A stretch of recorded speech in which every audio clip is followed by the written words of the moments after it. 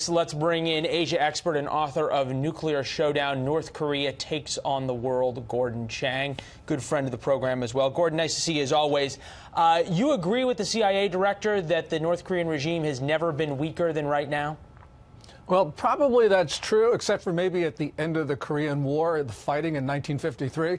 But right now, we do know that UN sanctions, U.S. sanctions have severely crippled the regime. The money flows are not there. We've seen, for instance, that Office number 39, which is the Kim family slush fund, is running out of cash, according to Chinese sources.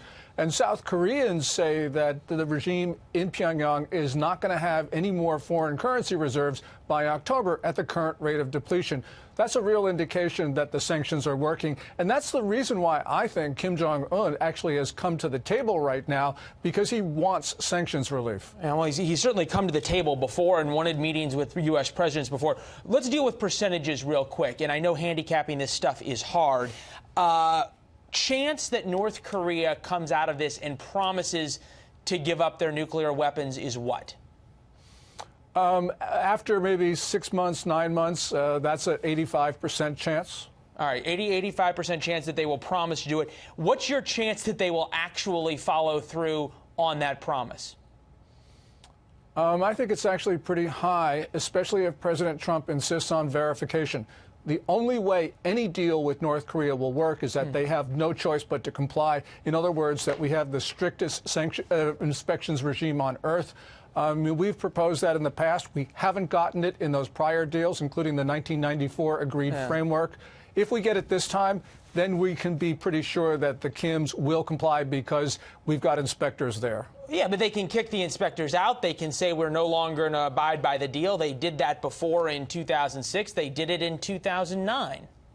And if they were to do that, we would then impose the sanctions again, and we would probably impose a blockade. There are all sorts of reasons why Kim, I'm sure that's what he would like to do. I'm sure that's what he's planning to do. But there are a lot of reasons why he can't do that, especially if President Trump is going to use all the elements of American power, not only against the North Koreans, but also against their big power sponsors, China and Russia. Well, and you talk about sending a message to China specifically. This is what was in the South China Sea yesterday. It is often called thousands of tons of sovereign American power, 1,000 plus feet of the USS Carl Vinson pulling into Da Nang, Vietnam, which is often now looked to the United States, Vietnam, as a counterweight to China. The CIA director asked on Fox News Sunday about China. This is what he had to say. This administration is prepared and engaged in pushing back against the Chinese threats so that we can have a good relationship with China in a way that the world desperately needs. Can you have a good relationship with a country where they just voted to give their leader lifelong dictatorship? Yeah, this is a problem because Xi Jinping is often compared to Mao, but Xi is actually using the language and the imagery of China's imperial leaders who actually felt that there was only one sovereign state in the world. That was China. Everybody else was a tributary. So, you know, that sets up an existential challenge to the United States. Xi Jinping has been attacking democracy across the board, especially in the last year or so.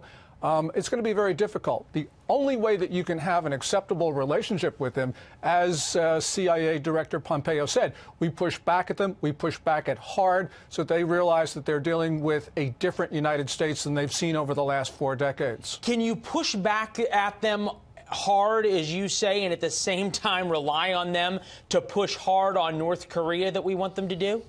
The only way to get them to help on North Korea is to impose costs on China that are so severe that they have no choice but to comply. You say that, though, and we've been talking about costs for a long time. We haven't sanctioned Chinese banks. We haven't individually sanctioned Chinese individuals. We haven't threatened to delist them from SWIFT. So far, it seems as though the most we've done is put tariffs on steel that they export to the United States, which is a whopping 2.2% of imported steel. This is nothing.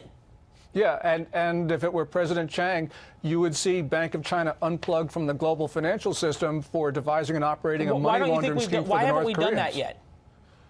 Because I think there are a lot of stakeholders in the federal government who feel that that would rock the financial markets.